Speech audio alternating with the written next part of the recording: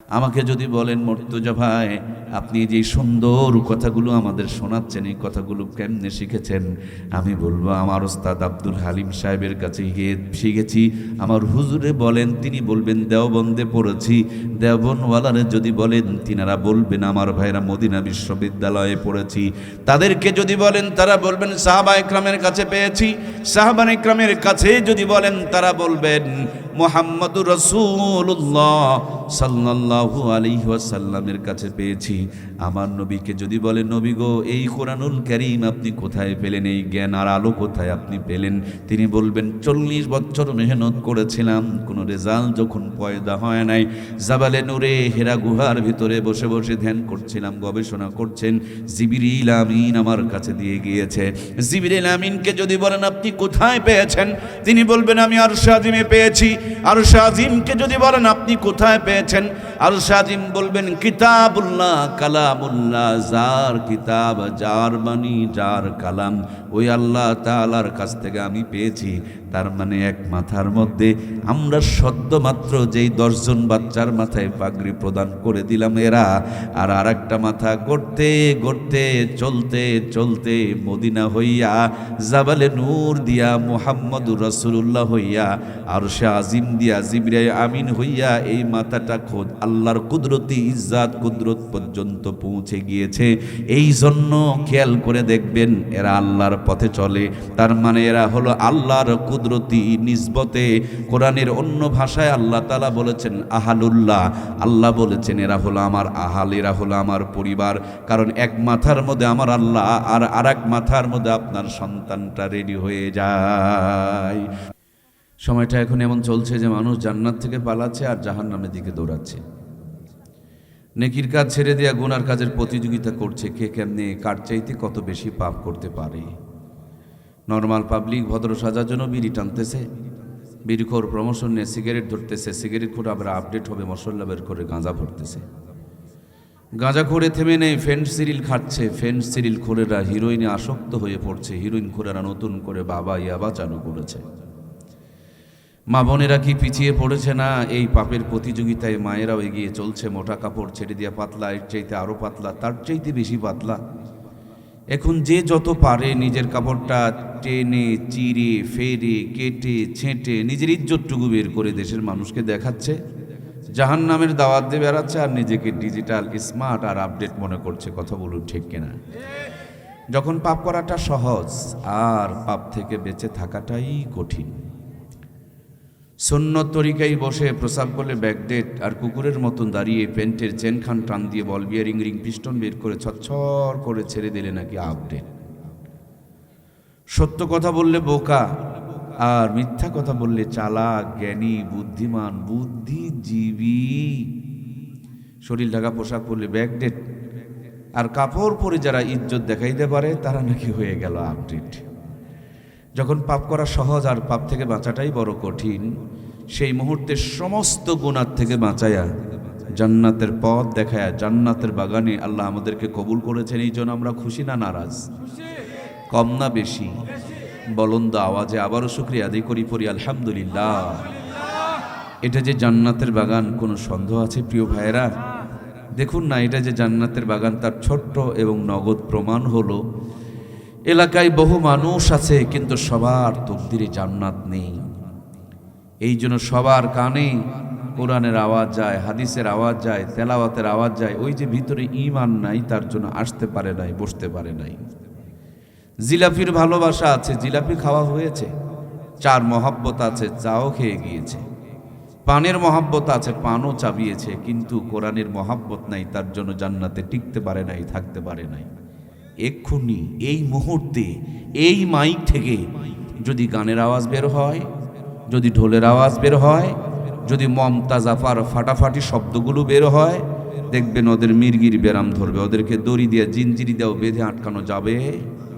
গানের আওয়াজ কানে গেলে মির্গির ব্যারাম ধরে, ঢোলের আওয়াজ কানে গেলে লাফাইতে শুরু করে, সেই কানে কোরআনের আওয়াজ যায়। কোনো চেতনা নাই, অনুভূতি নেই, আবেগ নাই, ফিলিংস নেই, গুরুত্ব নেই। বুঝতে হবে তাদের ইমানটাই ঠিক নাই। কথা বলুন ঠিক কিনা? একটা মাছ পানি ছাড়া বাঁচে না। আপনাদের এলাকার মাছ কি পানি ছাড়া বাঁচে প্রিয় ভাইয়েরা? একটা মাছ পানি ছাড়া যেমন বাঁচে না, একজন মুসলমান কোরআন থেকে দূরে থাকতে পারে? মাছ হলে এটা পানির ভিতরে থাকবে, এটা মাছের পরিচয়, আর মুসলমান হলে এটা কোরআনের সাথে থাকবে, এটা মুসলমানের ঈমানের পরিচয়। কথা বলুন ঠিক কিনা? আল্লাহ আমাদের সকলকে কোরআনের সান্নিধ্যে কবুল করুক, আমরা পড়ি আমিন। আল্লাহর হাবিব বলেছেন, আল কোরআনু হুজ্জাতুল্লাহ, এই কোরআন হলো আপনার আমার জন্য দলিল। আপনার জমির দলিল আছে, জান্নাতের দলিল তো নেই। আপনার জমির দলিল আছে, কিন্তু আপনি জান্নাতের দলিলের ধারে কাছে পাশেও আপনি আসতে পারেন নাই। সুতরাং মাছ যেটা হবে এটা পানির ভিতরেই থাকবে, আর মুসলমান যেটা হবে এটা কোরআনের সাথেই থাকবে। যে যেখানে আছেন, যদি ঘুমিয়ে না পড়েন, যদি অসুস্থ না হন, বড় কোনো সমস্যা না থাকে, মাত্র 1.5-2 ঘন্টা মোনাজাত সহকারে আমরা শেষ করব। অতি দ্রুত মাহফিলে চলে আসবো। আল্লাহ আমাদেরকে কবুল করুক, বলুন আমিন। আপনি দাবি করছেন যে আমি মুসলমানের সন্তান, আপনি দাবি করছেন যে আমার শরীরে মুসলমানের রক্ত আছে, আপনি দাবি করছেন যে আমার জন্ম মুসলমানের ঘরে হয়েছে। আমি বলি, যদি তাই হয় তাহলে কোরআন থেকে আপনি কেমনে থাকেন? মুসলমান তো কোরআন থেকে দূরে থাকতে পারে না। কথা ছিল আমরা হব কোরআনওয়ালা। দুর্ভাগ্য, বর্তমানে এখন আমরা কোরআন ছাড়া, কোরআন তো পারি না, কোরআন তো জানি না, কোরআন তো পড়তে পারি না। অথচ যারা কোরআন পড়তে পারে, অনেক মুসলমান তাদেরকে দেখতেও পারে না। জোরে গেলে ফলে দাওয়াত পাইছে, ধীরে হাঁটলে কয় বেশি খাইছে। আবার গানে টানও মারে রে ভাই, মনে বারাজ বড় জ্বালারে পাঞ্জাবিওয়ালা, মানে মুসারু তাসারু মদারু গাঁজারু দেখে তার মনের মধ্যে জ্বলে না। অনেক মুসলমান আছে যাদের নাকি দাড়ি টুপি পাঞ্জাবি দেখলে জ্বলে। কথা বলুন ঠিক কিনা? এই জ্বলনটা ভালো না, এই জ্বলনটা জ্বলতো আবু জেহেলের। কথা বলুন ঠিক কিনা? মুসলমানের মন কোনোদিন দাড়ি টুপিওয়ালা পাঞ্জাবিওয়ালা দেখলে জ্বলার কথা নয়, বরঞ্চ দাড়ি টুপিওয়ালা পাঞ্জাবিওয়ালা দেখলে মুসলমানের কলিজা ঠান্ডা হয়ে যাবে, হৃদয় শীতল হয়ে যাবে। কারণ এই দাড়ি টুপি এটা মুসলমানের আমাদের কোনো জিনিস না, এটা হলো মুহাম্মদ রাসূলুল্লাহ সাল্লাল্লাহু আলাইহি ওয়াসাল্লামের সুন্নত। সুন্নতের প্রতি মহব্বত থাকলেই তাকে মুসলমান বলা যায়। আল্লাহ আমাদেরকে নবীর খাঁটি উম্মত হওয়ার তৌফিক দান করেন, আমরা পড়ি আমিন। বন্ধুরা আমার, আপনারা জানেন গত কয়েকদিন আগে ভয়াবহ ভূমিকম্প হয়েছে, পরে আবারও ভূমিকম্প। তারপরে শুনতে পেলাম ঢাকার মাইকিং চলছে, অনেক মসজিদ থেকে মাইকিং হচ্ছে যে ঢাকাবাসী আগামী 3 দিন ঢাকার থেকে একটু বাহিরে থাকাই ভালো, কারণ আবারও ভূমিকম্প হতে পারে। হঠাৎ করে ভূমিকম্প বেড়ে গেল কেন? যেই মুহূর্তটা চলছে, প্রত্যেকটা জায়গাতে ব্যাপক পরিমাণ অশান্তি বিরাজ করছে। আমাদের জয়পুরহাটে বাবা মা মিলে সন্তানকে, ছোট্ট একটা পুষ্পটিত সন্তানকে মেরে ফেলে দিয়েছে। বাবা মেয়েকে ধর্ষণ করছে। 60 বছরের বৃদ্ধাকে, গাইবান্ধা একটা জেলা আছে, মাঠের মধ্যে নিয়ে 60 বছরের বৃদ্ধা মানুষকে ধর্ষণ করতেছে। প্রত্যেকটা জায়গায় জুলুম, অত্যাচার, অন্যায় একেবারে অন্ধকারে ঢেকে গিয়েছে। এমন মুহূর্তে আমার তো অন্য কিছু তেলাওয়াত করার কথা ছিল, অন্য কিছু আলোচনা করার কথা ছিল, কিন্তু আমি আলোচনা শুরু করলাম ইকরা বিসমি রব্বিকাল্লাযী খলাক। পড়েন আপনি আপনার প্রভুর নামে, যিনি আপনাকে সৃষ্টি করেছেন। কারণটা কি? একটা মানুষের যখন অনেকগুলো রোগ হয়, একটা একটা করে ঔষধ দিতে গেলে যদি 50টা ঔষধ দেয়, তো ডাক্তারের ঔষধ পেয়ে তো রোগীর ভাত খাওয়া বন্ধ হয়ে যাবে। এজন্য সব মিলিয়ে একটা ঔষধ দেয়, নাম তার অ্যান্টিবায়োটিক। কথা কি আমার বোঝা যাচ্ছে প্রিয় ভাইয়েরা? অ্যান্টিবায়োটিকের নাম শোনেন নাই? আমরা অনেকেই খেয়েছি, তাই না প্রিয় ভাইয়েরা? একটা ঔষধ খেলে সব রোগ ভালো হয়ে যায়। নাম কি বললাম প্রিয় ভাইয়েরা? অ্যান্টিবায়োটিক। আমি ছোট্ট যে আয়াতটুকু পড়েছি, এটা একটু পাওয়ারফুল একটা আয়াত। এই আয়াতের আলোকে যদি জাতি তৈরি হতে পারে, প্রস্তুত হতে পারে, এই আয়াতটুকু যদি জাতি আমল করতে পারে, এই একটা আয়াত জাতিকে সমস্ত অন্যায় থেকে বাঁচায়া, সমস্ত অন্ধকার থেকে বাঁচায়া, আলোর পথ দেখায়, জান্নাত পর্যন্ত পৌঁছায় দেয়। সুবহানাল্লাহ। সম্মানিত প্রাণপ্রিয় ভাইয়ের আমার, আজকের শুধু জুলুম, অত্যাচার, অন্যায় আর অশান্তি নয়। আজ থেকে 1500 বছর পূর্বে পৃথিবীটা যখন জুলুম, অত্যাচার, অন্ধকারে ছেয়ে গিয়েছিল, অন্ধকার, জুলুম, অত্যাচার, নির্যাতন বন্ধ করার জন্য, কুসংস্কার দূর করে জালেম মানুষগুলোকে সভ্য, ভদ্র, সম্ভ্রান্ত বানানোর জন্য আমার আল্লাহ তাআলা জগৎবাসীর জন্য নিয়ামত দান করেছিলেন 2টা। জোরে একটু বলতে হবে, কয়টা? এক নম্বর নিয়ামত দিয়েছিলেন মুহাম্মদুর রাসূলুল্লাহ সাল্লাল্লাহু আলাইহি ওয়াসাল্লাম। কত বড় দামি নিয়ামত!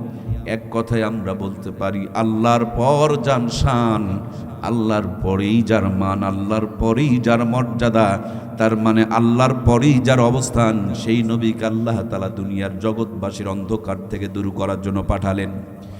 যেই ঘরে জন্ম নিলেন, ঘরটা আসার সঙ্গে সঙ্গে আলোকিত হয়ে গেল। ছোট্ট থেকেই তিনি সাদিক ছিলেন, আল আমিন ছিলেন, সত্যবাদী ছিলেন, বিশ্বাসী ছিলেন। আল্লাহর হাবিব সাল্লাল্লাহু আলাইহি ওয়াসাল্লাম এই জগৎবাসীর শান্তির জন্য নানান পদ্ধতি এবং পথ অবলম্বন করেছিলেন। আমরা যেমন আওয়ামী লীগ, বিএনপি জাতীয় পার্টি বানিয়েছি, নবীজি একটা সংগঠন বানিয়েছিলেন, নাম দিয়েছিলেন হিলফুল ফুজুল। 13 বছর পর্যন্ত নেতৃত্ব দান করেছেন। 40 বছর পর্যন্ত একাধারে একটার পর একটা প্ল্যান, পরিকল্পনা, পদ্ধতি অবলম্বন করেছেন। নবীর মতন একজন দামি মানুষ 40 বছর পর্যন্ত মেহনত করে যখন তার টার্গেট পূরণ হয় নাই, মক্কার থেকে অন্ধকার দূর হয় নাই, অশান্তি দূর হয় নাই, জালেমগুলো ভদ্র হয় নাই, জাহান্নামীগুলো জান্নাতের পথ পায় নাই, কলিজার মধ্যে ব্যথা নিয়া জাবালে নূর নামক উঁচু পাহাড়ের মাথায় চড়ে ছোট্ট একটা গুহা, ছোট্ট একটা গর্ত, এই গর্তটুকুর নাম হচ্ছে হেরা গুহা।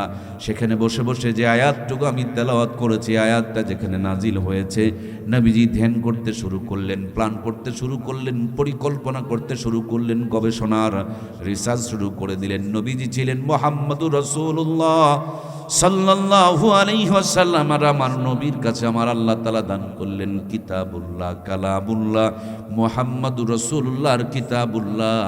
মক্কার জমিনে কালো পাথরের পাহাড়ে যখন লেগে গিয়েছে, নবীর সংযোগ আর আল্লাহর কোরআনের বরকত, নেগেটিভ আর পজিটিভের সংযোগ পেয়ে যেমন আলোটা জ্বলতে শুরু করে দিয়েছে, আল্লাহর হাবিবের সংযোগ আর কোরআনের বরকত পাওয়ার কারণে ওই কালো পাথরের পাহাড়কে আলোর পাহাড়, জাবালে নূর বানিয়ে দিয়েছেন কে?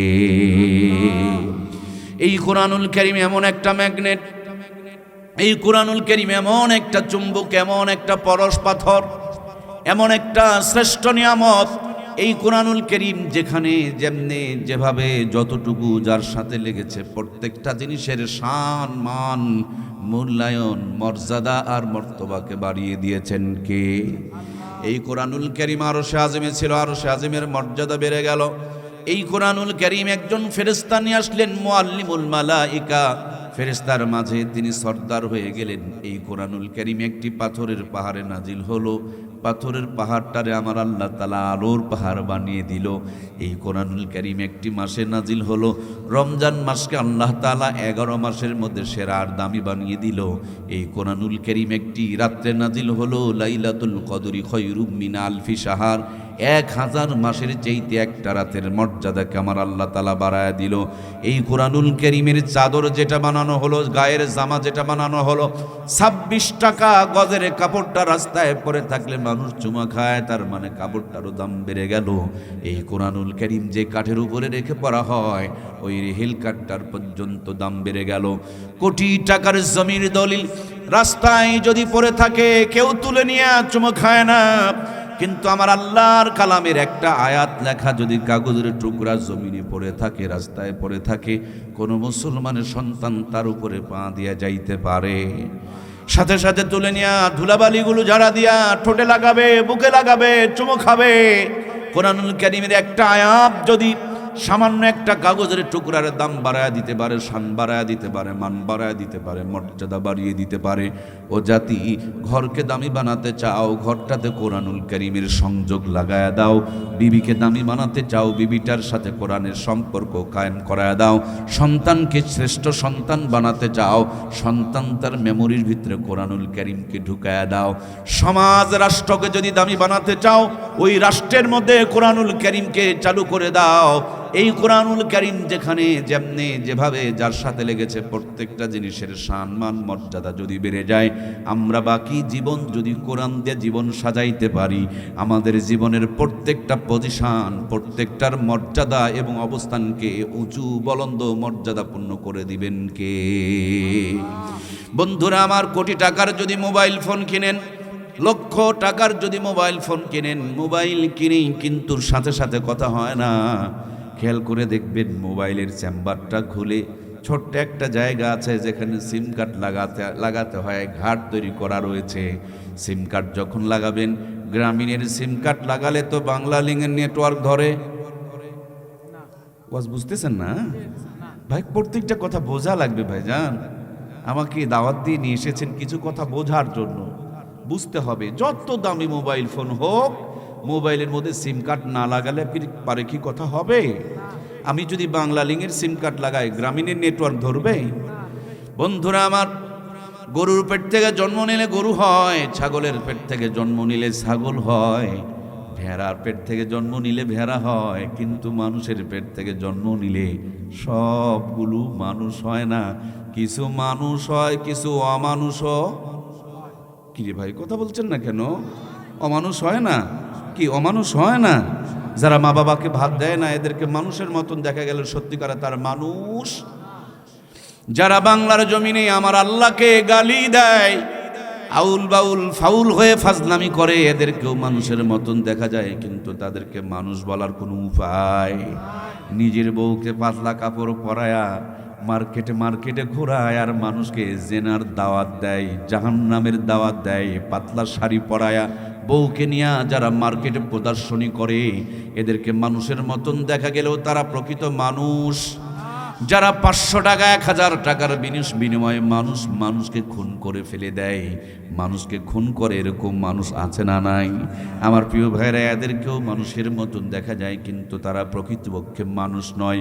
ওই 70 বছরের বৃদ্ধাটাকে মাঠের মধ্যে নিয়ে যারা ধর্ষণ করলো, এদেরকেও মানুষের মতন দেখা যায়, কিন্তু প্রকৃতপক্ষে তাদেরকে মানুষ বলার কোনো উপায় নাই।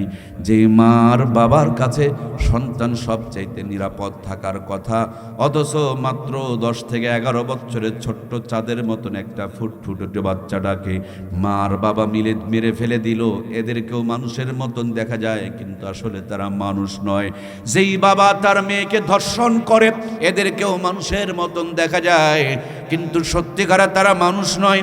যেই সন্তান মা বাবাকে মেরে নিজের ঘরে কবর করে পুঁতে রাখে, এদেরকেও মানুষের মতন দেখা যায়, কিন্তু প্রকৃতপক্ষে তারা মানুষ নয়। মানুষের পেটে জন্ম নেওয়ার পর ওই মানুষটাকে জান্নাতি মানুষ বানানোর জন্য, গুণগত মানুষ বানানোর জন্য, খাঁটি মানুষ বানানোর জন্য মানুষকে যিনি তৈরি করেছেন, মানুষের যিনি রব, তিনি এই কোরআনুল কারীম নামক একটা সিম কার্ড বানিয়ে পাঠিয়ে দিয়েছেন। মানুষ রে, তোমার সন্তানকে যদি জান্নাতের নেটওয়ার্ক ধরাতে চাও, তোমার সন্তানকে যদি মানুষের মতন মানুষ বানাতে চাও, তোমার সন্তানকে যদি শয়তানের কবল থেকে হেফাজত করতে চাও, তাহলে তোমার সন্তানকে ছোট্টবেলাতে কোরআনের নূর দিয়া, কোরআনের জ্ঞান দিয়া, কোরআনের আদর্শ দিয়া, কোরআনের আলো দিয়া মেমোরিটা সেটিং করে দাও, কলিজাতে কোরআনের নূরটারে ঢুকায় দাও। গ্রামীণের নেটওয়ার্ক যখন আপনি সিমটা লাগাবেন, সব জায়গাতে গ্রামীণের নেটওয়ার্ক পাবে। ওই যে মেমোরিতে যদি কোরআনুল কারীম সেটিং হয়ে যায়, খাবার যখন খেতে বসবে তখন সুন্নতের নেটওয়ার্ক নিয়েই খাবার খেতে বসবে। টয়লেটে যখন যাবে তখন সুন্নতের নেটওয়ার্ক নিয়ে টয়লেটে যাবে। বিয়ে যখন করে বউকে নিয়ে রাতের বেলা বিবির সঙ্গে মিলিত হতে যাবে, তখনও সুন্নতের নেটওয়ার্ক পাবে। আল্লাহুম্মা জান্নিবনা শয়তানা, বাকিটুকু বলবো না, সব জায়গাতে সুন্নতের নেটওয়ার্ক পাবে। এটা এমন একটা নেটওয়ার্ক, জান্নাতের নেটওয়ার্কটা আল্লাহর বান্দাকে দুনিয়াদারি করতে করতে জান্নাতের মেহমান বানায়া ছেড়ে দিবে। এই জন্য প্রাণপ্রিয় ভাইয়েরা আমার, স্বল্প টাইমে আপনাদেরকে মূল মেসেজ দিতে চাই। আমার দেশের সবচেয়ে বড় সমস্যা হলো, আমরা মুখে দাবি করি নবীর উম্মত, কিন্তু কাজে খুঁজে পাওয়া যায় না নবীর সুন্নত। যিনি আওয়ামী লীগ দাবি করেন, তিনি কিন্তু আওয়ামী লীগের আদর্শ মেনে চলেন। যিনি বিএনপি দাবি করেন, তিনি কিন্তু বিএনপির আদর্শ মেনে চলেন। যিনি আমার চাচা এরশাদ চাচার আদর্শ মেনে চলেন, সেই বেচারিকে কিন্তু জাতীয় পার্টি বলেন। কিন্তু আমরা দাবি করি নবীর উম্মত।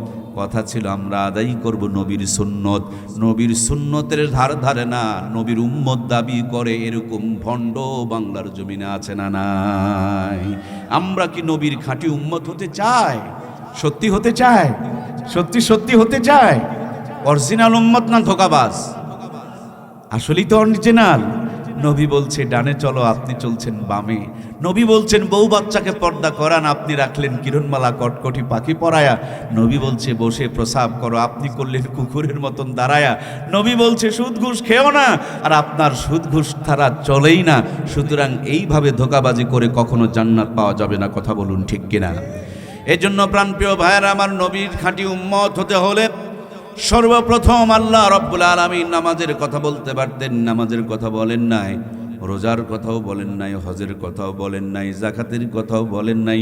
প্রথমেই বললেন ইকরা বিসমি রব্বিকাল্লাযী খলাক, পড়ো তোমার প্রভুর নামে যিনি তোমাকে সৃষ্টি করেছেন। কারণটা কি, হিকমতটা কি? আমাদের বাচ্চাগুলো যখন জন্ম হয়, খেয়াল করে দেখবেন জন্মের পর 6টা টিকা দেওয়া হয়। আমার কথা কি বোঝা যায় বন্ধুরা? আমার টিকা দিলে বাচ্চার কষ্ট হয়, তারপর ছোট্টবেলাতে টিকা দেওয়া হয়। 10 বছরে টিকা দিলে এত কষ্ট হতো না, জ্বর আসতো না। কেন? ছোট্টতে টিকা দিলেন। ছোট্টতে যদি টিকা দেওয়া যায়, বডির সঙ্গে মিশে যাবে, রক্তের সাথে মিশে যাবে, শরীরে ইমিউনিটি পয়দা করবে, রোগ প্রতিরোধ ক্ষমতা বাড়ায় দিবে। 6টা রোগ থেকে সারা জীবনের জন্য নিরাপদ হয়ে যাবে। এই জন্য যত্ন করে ছোট্টবেলাতে আপনি আপনার সন্তানকে টাইট করে করে 6টা টিকা দেওয়াইছেন। ছোট্টবেলাতে টিকা দিলে 6টা রোগ থেকে যেমন আপনার সন্তানটা নিরাপদ হয়ে যায়, তেমনি ছোট্টবেলাতে ডাক্তার, মাস্টার, ইঞ্জিনিয়ার বানানোর আগে সন্তানগুলোকে কোরআনের ফার্মায় ঢুকায় যদি ইমানদার বানাইতে পারেন, ওই সন্তানগুলোকে কোরআনুল কারীম যদি শিক্ষা দিতে পারেন, এই কোরআনুল কারীমের শিক্ষা দিলে নাস্তিক মুরতাদের ভাইরাস থেকে বাঁচায়া দিয়া জান্নাতি বানায়া দিবেন কে? টিকা দিলে রোগ আর অ্যাটাক করতে পারবে না।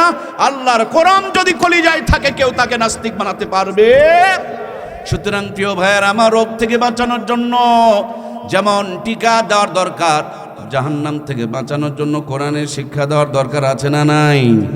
আমরা রোগ থেকে বাঁচার জন্য সবাই সবার সন্তানকে টিকা দেওয়াইছি, কিন্তু জাহান্নাম থেকে বাঁচানোর জন্য সবাই তার সন্তানকে কোরআনের শিক্ষা দেওয়াইতে পারে নাই। কিয়ামতের দিন এই সন্তানগুলো যখন জাহান্নামে যাবে, আল্লাহর কাছে বলবে, মালিক গো, আমরা তো দুনিয়ার মধ্যে ভালোই ছিলাম, ছোট ছিলাম, আমরা যেন ক্ষতিগ্রস্ত না হই, অসুস্থ না হই, আমরা যেন ক্ষতিগ্রস্ত না হই, তার জন্য ছোট্টবেলাতে আমাদের বাবা যত যত্ন করে, আমাদের মা যত যত্ন করে আমাদেরকে টিকাগুলো দেওয়াইছিল, তেমনি যত্ন করে যদি একটু কোরআনের শিক্ষা দিতে পারত, কোরআনের আলো আর কোরআনের আদর্শ আমাদের কলিজার মধ্যে ঢুকায়া দিতে পারত। রোগের টিকা দিয়েছিল, তার জন্য রোগে অ্যাটাক করে নাই। কোরআনের শিক্ষা যদি দিত, তাহলে তো জাহান্নামে আমাকে যেতে হতো না। আজকে যে জাহান্নামে যেতে হয়, তার 1 নম্বরের কারণ হলো আমার এই বাবা মা। তিনারা যদি আমাকে কোরআনের পথ দেখাইতো, তাইলে আমাকে আজকে জাহান্নামে যেতে হতো। সুতরাং আমার জাহান্নামে যাওয়ার পিছনে 1 নম্বর কারণ আর দায়ী হলো আমার বাবা মা। তাদেরকে আগে জাহান্নামের মধ্যে দাও। কোরআনুল কারীমের মধ্যে আমার আল্লাহ বর্ণনা করেছেন, আয়াত সহক তেলাওয়াত করতে গেলে সময়টা লম্বা হয়ে যাবে। ওরা বলবে আমাদের বাবা মাকে আগে জাহান্নামে দাও, তাদের বুকের উপরে পা দিয়া জাহান্নামের মধ্যে ঢুকবো। পক্ষান্তরে আপনি যদি আপনার সন্তানটাকে কোরআনওয়ালা বানাইতে পারেন, মনে হয় আমরা 10 জন হাফেজে কোরআনের মাথায় পাগড়ি দিলাম। জোরে বলি আলহামদুলিল্লাহ। নবীজি আমার বলেছেন, মান কারাল কোরআনা ফাস্তাজহারাহু ফাহাল্লা হালালাহু ওয়া হাররামা হারামাহু আদখালাহুল্লাহুল জান্নাহ ওয়া শাফফা শারাতাহু মিন আহলি বাইতিহি কুল্লুহুম কদ ওয়াজাবাত লাহুন নার।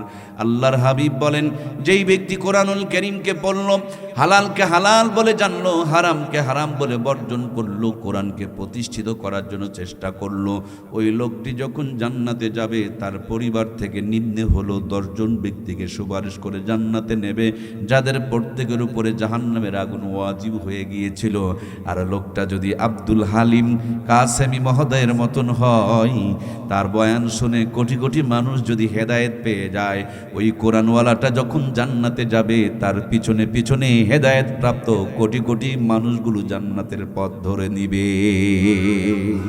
সম্মানিত প্রাণপ্রিয় ভাইয়েরা আমার, আজকে যে আমি সুন্দর সুন্দর কথাগুলো বলছি, এই কথাগুলো যাদের থেকে পেয়েছি, তারা হলো আপনাদের কৃতি সন্তান।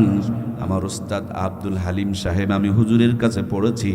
আমার কলিজার টুকরা ভাইয়ারা, আমাকে যদি বলেন মর্তুজা ভাই, আপনি যে সুন্দর কথাগুলো আমাদের শোনাচ্ছেন, এই কথাগুলো কেমনে শিখেছেন? আমি বলবো আমার উস্তাদ আব্দুল হালিম সাহেবের কাছে গিয়ে শিখেছি। আমার হুজুরে বলেন, তিনি বলবেন দেওবন্দে পড়েছি।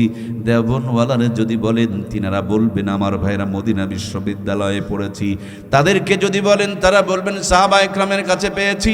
সাহাবা ইকরামের কাছে যদি বলেন, তারা বলবেন মুহাম্মদুর রাসূলুল্লাহ সাল্লাল্লাহু আলাইহি ওয়াসাল্লামের কাছে পেয়েছি।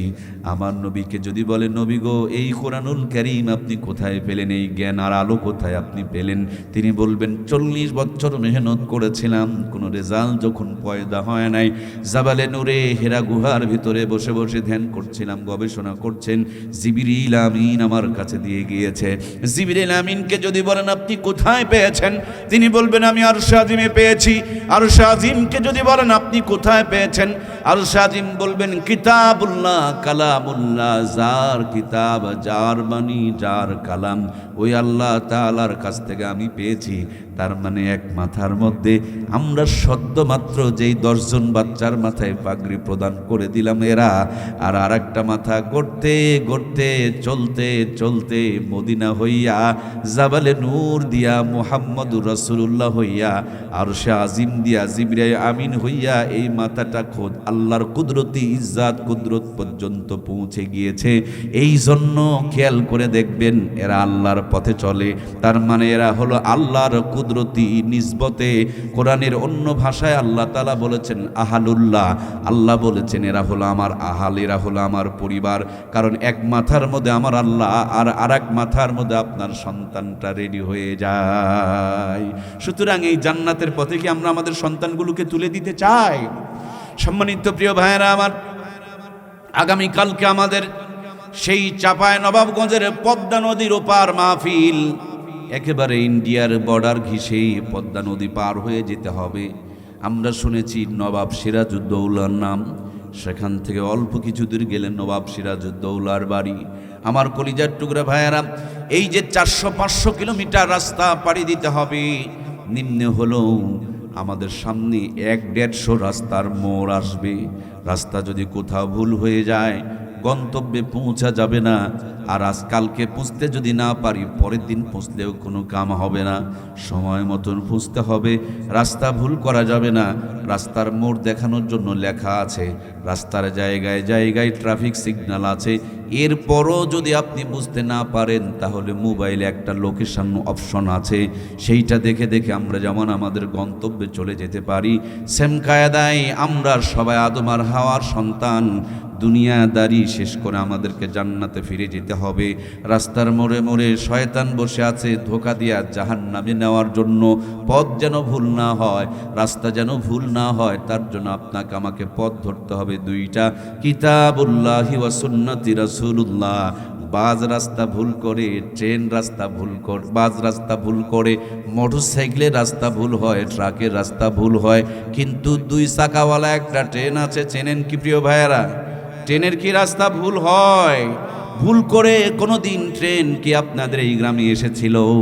কোনো দিন আসে নাই, ভবিষ্যতেও আসার সম্পর্ক নাই। কারণ ট্রেনের তো লাইনই মাত্র 2টা, যেখান পর্যন্ত বিছানো থাকে ট্রেনটা গড়তে গড়তে ওখান পর্যন্ত পৌঁছে যায়। এই কোরআন সুন্নাহর পথ হলো জান্নাত পর্যন্ত বিছানো। আল্লাহর কোনো বান্দা, আল্লাহর কোনো বান্দি জীবনের শুরুতে ছেলেটাকে, মেয়েটাকে, ভাইটাকে, বোনটাকে যদি কোরআন সুন্নাহর পথের মধ্যে তুলে দিতে পারে, ডাক্তারি করবে, মাস্টারি করবে, এমপিগিরি করবে, মন্ত্রীগিরি করবে, দেশ পরিচালনা করবে, রড চুরি করবে না, গম্বল চুরি করবে না, বাপমার সাথে খারাপ ব্যবহার করবে না, কুকুরের মতন দাঁড়িয়ে প্রসাব করবে না, কিরণমালা কটকটি পাখি পড়বে না, নামাজ কাজা করবে না। অল্প কিছুদিন আগে একজন বেয়াদব বলল, আমরা শরিয়া আইন মানি না। শরিয়া আইন যদি না মানি, শরীয়তের আইনের উপরেই তো আমার সাথে আমার বিবির বিয়ে হয়েছে। শরীয়তের আইন না মানলে কি আমার বউয়ের সাথে বিয়ে হয়েছে? তাইলে আমার সন্তানগুলো ভালো জাদা না হারাম জাদা? শরীয়ত যদি অস্বীকার করি, শরীয়ত মেনেই তো আমার বাবার সাথে মায়ের বিয়ে হয়েছে, এই জন্যই তো আমি হালাল জাদা। শরীয়ত না মানলে বলেন তো দেখি আমি হালাল জাদা না হারাম জাদা? কত বড় বেকুবের বেকুব, কি বোঝে না তাও বোঝে না। শুধু এই বেকুব একা দায়ী না, দোষী না, এই বেকুবের বাপ মা হলো তার চাইতে বড় বেকুব। কথা বলুন ঠিক কিনা? এই বেকুবটারে ডাক্তার বানিয়েছে, মাস্টার বানিয়েছে, প্রফেসর বানিয়েছে, লিডার বানিয়েছে, কিন্তু ইমানদার বানায় নাই। এই জন্য তাদের মুখ থেকে আবল তাবল কথা বের হয়। তখন মাঝে মাঝে আমরা ঝাঁটার জুতা নিয়ে রাস্তায় নেমে যাই, আমরা স্লোগান দেই অমুকের গালে গালে জুতা মারো, তালে তালে। আমি বলি জুতা মারিও না, জুতা সামলাও, জুতা সামলাও। কেন জুতা মারতে যাও? বলে ওই যে ফাউল মার্কা কথা বলে তার জন্য জুতা মারতে চাই। আমি বললি গোড়ায় সমস্যা কোন জায়গায়? ভিতরে যদি ইমাম থাকতো মুখ দিয়ে এই ফাউল কথাগুলো বের হইতো। সুতরাং ওকে খালি জুতা মারিও না, ওর বাপরে মারো, ওর মাকেও মারো। কথা বলেন না কেন? ওর দাদা দাদিকে মারার দরকার আছে না নাই? ওর নানা নানিকেও মারো। কথা বলছেন না কেন? ওর যারা মুরব্বী ছিল তাদেরকেও, এদেরকে টিকা দিয়েছে রোগ থেকে বাঁচানোর জন্য, কিন্তু নাস্তিক থেকে বাঁচানোর জন্য কোরআনের শিক্ষা দেওয়া হয়। এই জন্য কলিজার টুকরা ভাইয়েরা, তুমি তো মানুষকে জুতা মারতে যাও, কিন্তু তুমি তোমার সন্তানকে তো কোরআন পড়াও নাই, তুমি তোমার মেয়েটাকে তো কোরআন পড়াও নাই, তুমি তোমার নাতিকে তো কোরআন পড়াও নাই। মানুষের গালে জুতা মারতে যাও আর নিজের ঘরে নাস্তিক আর বেঈমান মুরতাদ বানাও। এই জন্য ঘর সামলাও। আল্লাহ তাআলা বলেন, ইয়া আইয়ুহাল্লাযীনা আমানু কু আনফুসাকুম ওয়া আহলিকুম নারা। নিজে বাঁচো, আহাল পরিবারকে জাহান্নাম থেকে বাঁচাও। সুতরাং প্রিয় ভাইয়েরা, আমাদের ঘরগুলোকে সামলানোর দরকার আছে না নাই? ও আমার কলিজার টুকরা ভাইয়েরা, এখন ঘরে ঘরে তো আর শান্তির আগুন দাউ দাউ করে জ্বলছে, কোয়াও যায় না, সওয়াও যায় না। আহারে সোনার বাংলা, আহারে সোনার শান্তির দেশ। আজ থেকে 50 বছর আগে ঘরগুলোতে যখন কোরআনুল কারীমের তেলাওয়াত ছিল, মায়েদের মাথার মধ্যে যখন সুন্দর করে ঘোমটাওয়ালা কাপড় ছিল, শরীর ঢাকা পোশাক ছিল, 5 ওয়াক্ত নামাজ ছিল, যখন রাত 8টা বেজে যেত, যায় নামাজ থেকে বসে বসে আঁচল তুলে ধরে দোয়ার মোনাজাত হতো। ওই ভাঙা ঘরে মাসকালার ডালের তেলানি হলে এক বাড়ির তেলানি যেন গোটা গ্রামটাকে ছড়িয়ে দিত। একদিন আতপ চালের বিরিয়ানি খেলে 2 দিন পর্যন্ত হাত থেকে গন্ধ ছেড়ে বের হইতো। মূর্খ নানু আর দাদুরা, আপনার আমার মুক্তা গাছার থেকে 5 টাকা 6 টাকা ইলিশের মাছ কিনে নিয়ে বাড়িতে এসেছেন। এত সুন্দর পাকা রাস্তা ছিল না, ইজি পাওয়ার রিক্সা ভ্যান ছিল না, পায়ে হেঁটে হেঁটে বাড়িতে এসেছেন। সাপ্লাই পানি ছিল না, পুকুরের ঘোলা পানি দেয়া সেই মাছকে কোনো মতন ধৌত করেছেন। লবণ থাকলে তেল নেই, তেল থাকলে আবার ঝাল দেওয়ার কথা মনে নাই। গরিবের সংসার চুলার আগুনের মধ্যে বসে গুনগুন করে আগুনটা জ্বালিয়ে দিয়েছে। বিসমিল্লাহ বলতে ভোলে নাই, দরুদ শরীফ তেলাওয়াত করতে ভোলে নাই। খাবার যখন পরিবেশন শুরু করেছে তখন মাথার থেকে কাপড় পরে নাই, আল্লাহর নাম নিয়ে সুন্নত তরিকায় বসে খাবারটা খাওয়া হয়েছে। একদিন ইলিশ মাছ খেলে 3 দিন পর্যন্ত হাত থেকে সুঘ্রাণ বের হয়েছে। সেই নানি দাদিদের স্মৃতিচারণে পহেলা বৈশাখ উদযাপন করি আমরা। 6 টাকার ইলিশের মাছ 6000 টাকাতে সাগর থেকে আমদানি করে নিয়ে আসতেছি আমরা। নর্মাল চুলা ভেঙে দিয়ে গ্যাসের চুলা ঢুকিয়েছি আমরা। সাধারণ মশলা বাতিল করে রাঁধুনি গুঁড়া মশলা ব্যবহার করছি আমরা। নর্মাল বাড়িগুলোকে 10 তলা 20 তলা বিল্ডিং বানিয়ে ছেড়ে দিয়েছি আমরা। আহারে কত যে উন্নতি করেছেন, গুণে তো শেষ করা যায় না। 6000 টাকার কেজি ইলিশের মাছ রাঁধুনি গুঁড়া মশলা দিয়ে গ্যাসের চুলায় বসে ডিগ্রি পাস বউ রকমারি কায়দায় রান্না করে। রান্নার পর খাবার সময় নাকে নিয়ে চেক করতে হয় ইলিশ না সিলভার কাপ। কথা বলুন ঠিক কিনা?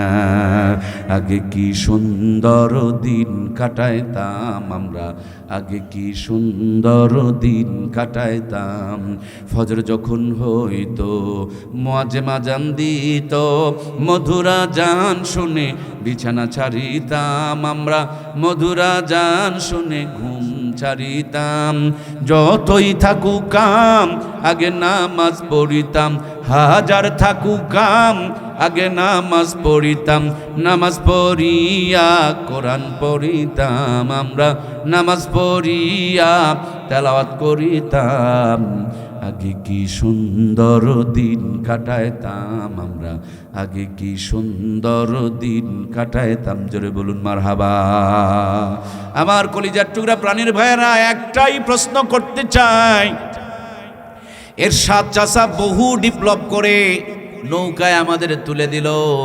আমরা নৌকায় চড়ে আরো অনেক উন্নতি করলাম, তারপরে ধান আবাদ করতে শুরু করে দিলাম।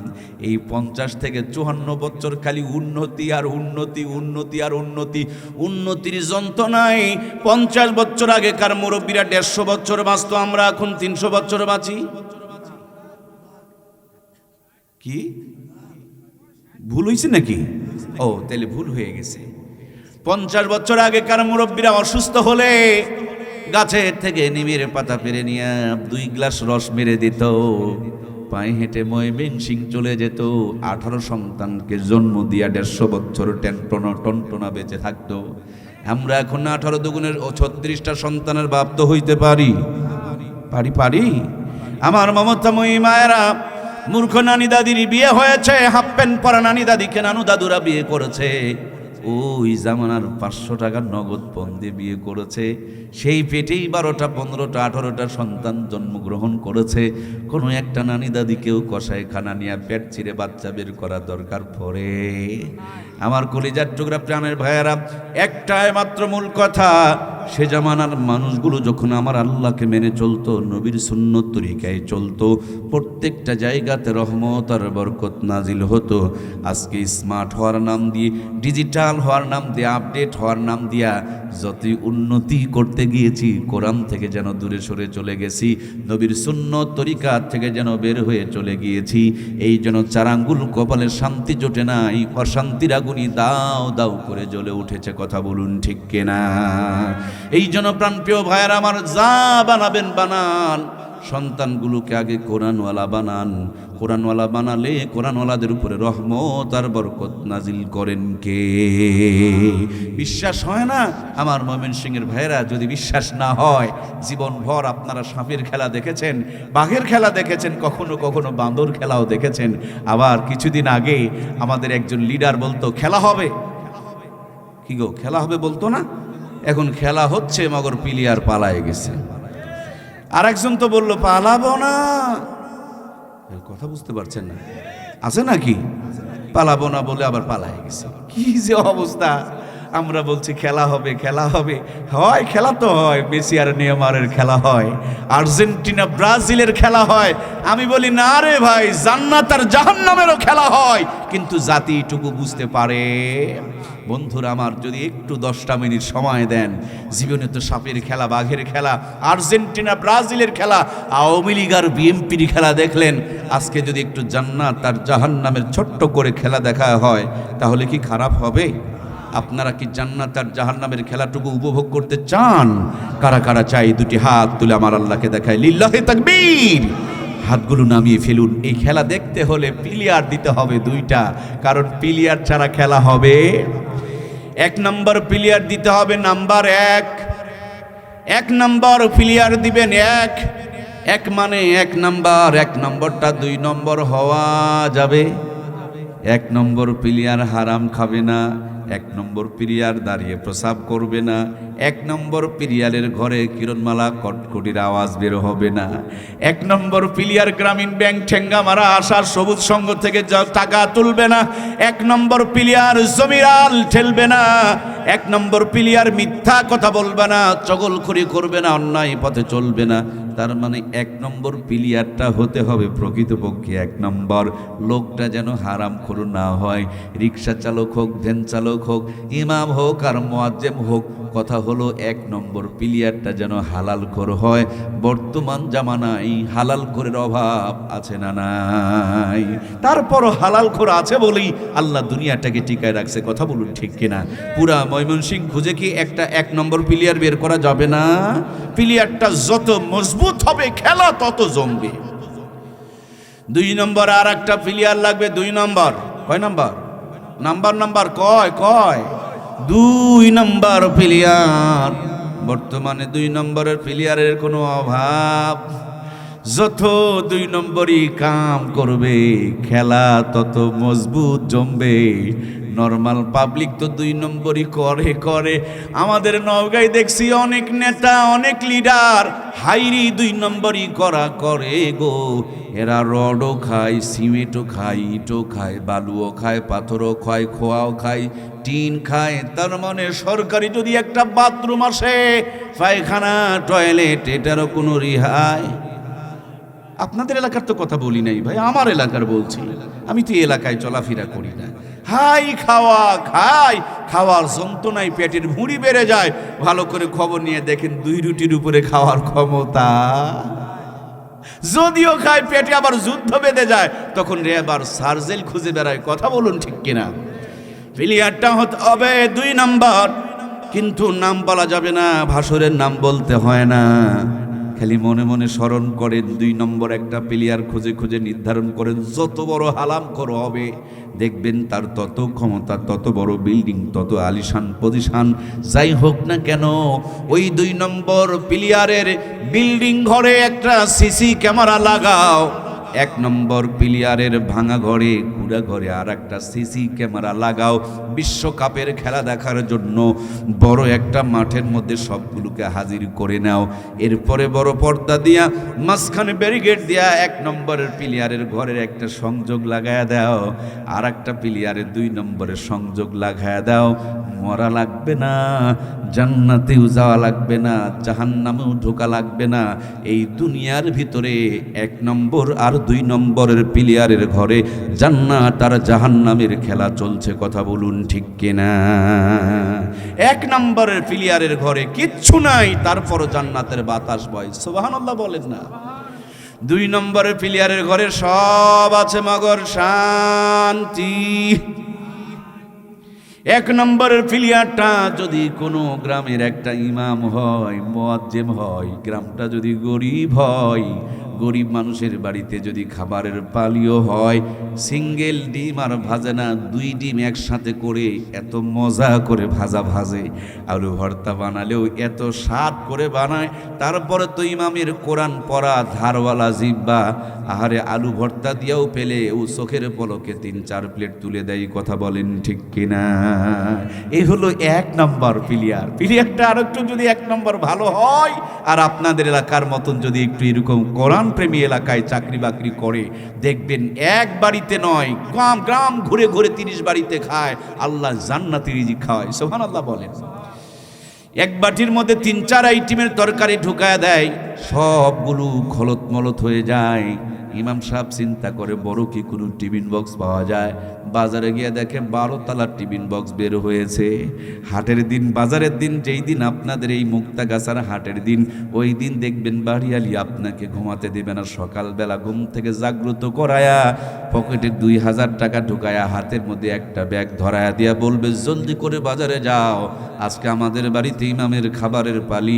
লিখে দিয়েছেন 25টা আইটেম, আপনি বাজার করতে করতে কখন যেন বাজার করেছেন 30 আইটেম। 2 হাত ভর্তি বাজার নিয়ে বাসায় পৌঁছিয়ে দিয়েছে। ভাবি একা পারে না, পাশের বাড়ি থেকে 2 জনকে হায়ার করছে। আজকে আমাদের বাড়িতে হুজুরের পালি। আহারে 12 তলার টিফিন বক্স পাঠিয়েছে, আর 14 আইটেম তরকারি রান্না করে অপেক্ষায় রয়েছে।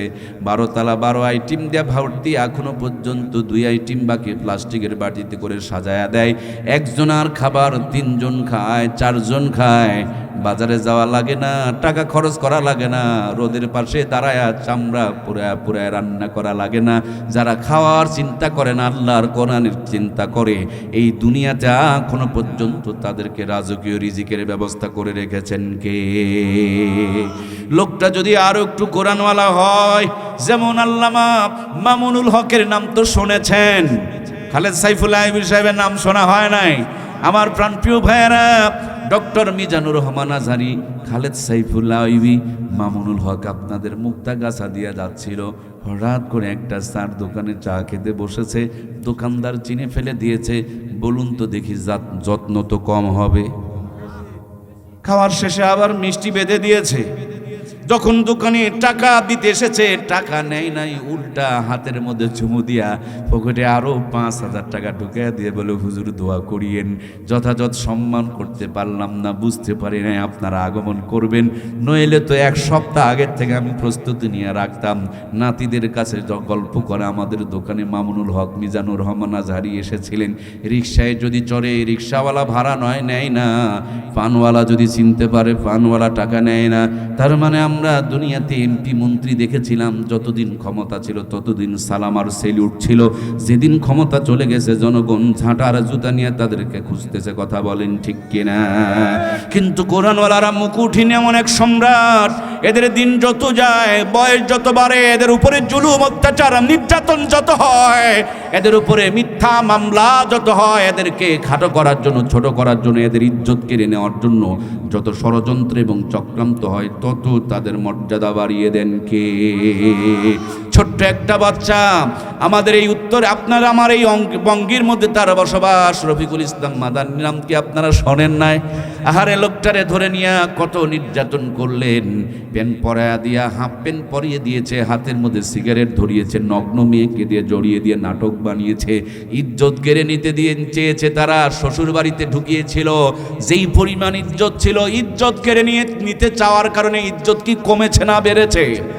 আমার ভাইয়েরা, কুষ্টিয়ার আমাদের আর একজন বক্তা আমির হামজানা, ভিতরে এত টর্চার চলেছে, বেচারির মাথাটা নষ্ট হয়ে গিয়েছে। কিন্তু ঢোকার আগে যেই পরিমাণ মর্যাদা ছিল, ঢোকার পরে মর্যাদা বেড়েছে না কমেছে? মামুনুল হকের মর্যাদা কেড়ে নিতে চেয়েছিল, বলুন তো দেখি মর্যাদা কমেছে না বেড়েছে? কোরআনের পাখি ছিল আল্লামা সাইদি, তার নাম ধর্ষকের মামলা বানায়া দিল। আর যদি বেচারিটা বেঁচে থাকতেন, বাংলাদেশের এমন কোনো ময়দানে আগমন করলে জনগণের জায়গা দেওয়া যেত না, উপসে পড়া ভিড় হয়ে যেত। যেই চোরগুলো এদের উপরে মামলা দিয়েছে, এরা যদি কোনো ময়দানে হাজির হয়, বিরিয়ানির প্যাকেট দেওয়া হয়, 500 টাকা করে ডেলিগেট দেওয়া হয়, তারপরও জনগণ পাওয়া যায় না। আর কোরআনের পক্ষে যারা আছে, এদেরকে এখনো পর্যন্ত বাদশাহীর মর্যাদা দান করে রেখেছেন কে?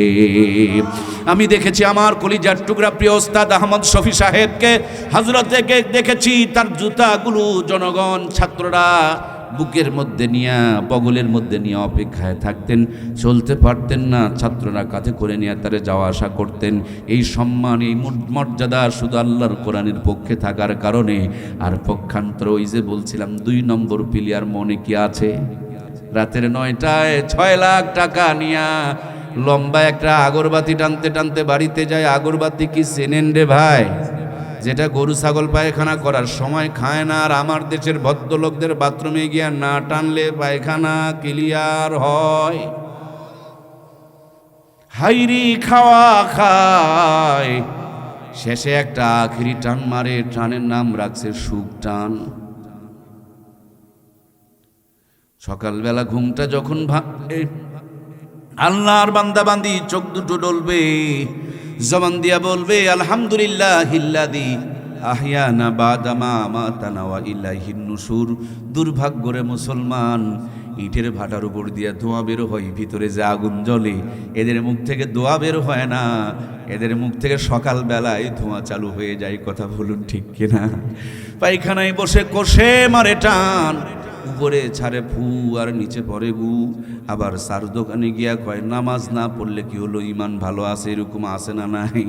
আমার কলিজার টুকরা ভাইরা, যে যত ভদ্রলোক, তার আগরবাতির দাম তত হাইরি খায় গো। যে খায় তার হাত গন্ধ হয়, যে খায় তার জামা গন্ধ হয়, ঠোঁট গন্ধ হয়, ঠোঁট ওই আগুনের তাপে তাপে পুড়ে পুড়ে কুকুরের পিছন সাইডের মতন কালো হয়ে যায়।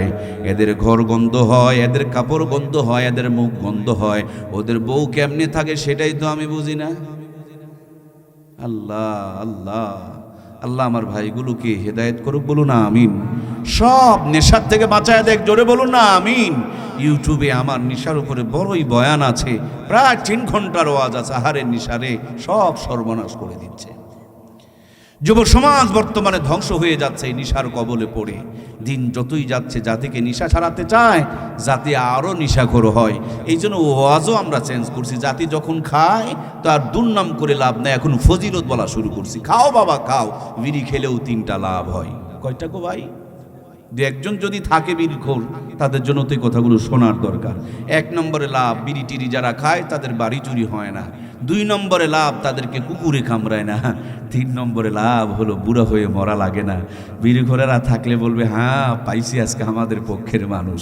আমার বিড়িখোর ভাইয়েরা 1 নম্বরে লাভ, কেমনে বাড়ি চুরি হয় না, এটা আমার ব্যক্তিগত গবেষণা, আমি পার্সোনালি গবেষণা করে যেটা দেখেছি, বিড়ি টিড়ি যারা খায় অল্প দিনে তাদের ফুসফুস নষ্ট হয়ে যায়, রাতের বেলা ঘুমানো তাদের ক্ষমতায় হয় না, বালিশের উপরে ঠেক দিয়া আগরবাতি লাগায়া ফুসফুস করে টানবে, উপর দিকে ছাড়বে আর বলবে যেই কাশে দাদা মরল সেই কাশ এসে আমাকে ধরলো। চোর যদি চুরি করতে যায়, বলুন তো দেখি ভাইয়েরা, বাড়ির মালিক কাশাকাশি করলে কি চুরি করার কি চান্স আর আছে?